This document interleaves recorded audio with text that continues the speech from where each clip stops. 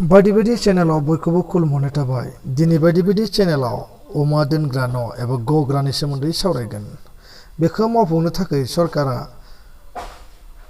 गंब्रै एबा गांब्रै थिं आरो बेग मोनथाम सिमेन्ट होनाय जादों। बे सिमेन्टजोंनो जोङो नैबे सेथि अमा अरगनखौ नुबाय थानाय जादों। बेयो एसे आद्रा जानानै दङ, खामानिया जोबाखै, मानोना बेयाव जों नुनो मोन्दों बे थिंखौ खाजोबाखै। जों नुगोन नैथिखौ माबोरै जादों।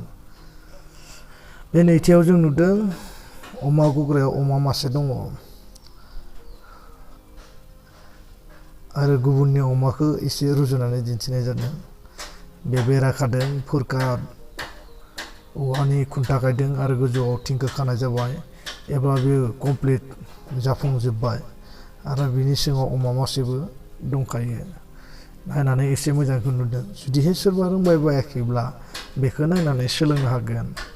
गोबां जायगायावनो बेबायदि होनाय जादों, बेनिखाय बेखौ होनाय जाबाय। गुबुननिखौ आं मिथिया, खिन्थु आंनि साखाथियाव थानाय अमा दोनग्रा गग्राखौ आं नोंथांमोननो दिन्थिनो थाखाय थाम-थिम खालामबाय। हनै अमा मासे दङ बेयावहाय। जों नायनि 3 नम्बर गग्राया माबायदि जानानै दङ। बे 3 नम्बर गग्रा बेयो जाबाय, नाथाय बेयाव जों दरजा नुवाखै आरो लोगोसे बेयाव अमा गैया। बेनाबो जाफुंबाय, जों नुदों।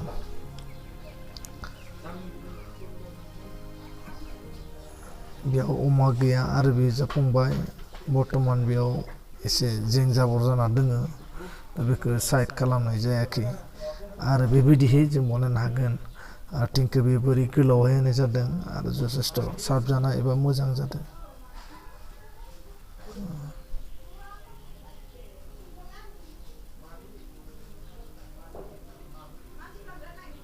बे आरो 4 नम्बर अग्रन, बेयाव अमा गैया, खिन्थु दाउसो दोङो खोमा नुदों आरो बे बानायदों आरो बेबो मोजां जादों। अबसे बेयाव एसे अमा खिबो नुहोनाय जादों। गिजानि अमाखौ एसे बोखारनाय जादों खोमा, साफा खालामनो हास्लाबियाव। बेनिखाय बे 4 नम्बर अग्रन बेबो मोजाङानो जथेस्थ'। आरो जोङो इसा खालामोब्ला नोंथाङाबो बेबायदि लुनो हागोन। बे मोजाङानो, जथेस्थ' मोजाङानो साबजानाय। आरो जोंनि बर' नायनि 4 नम्बर अग्रन एबा गग्रा।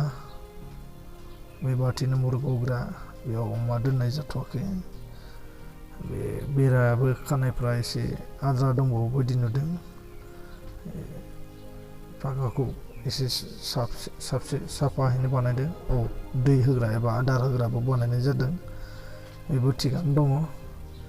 जों बेखौ बेबायदिबो बानायनांगौ। हामबायसै।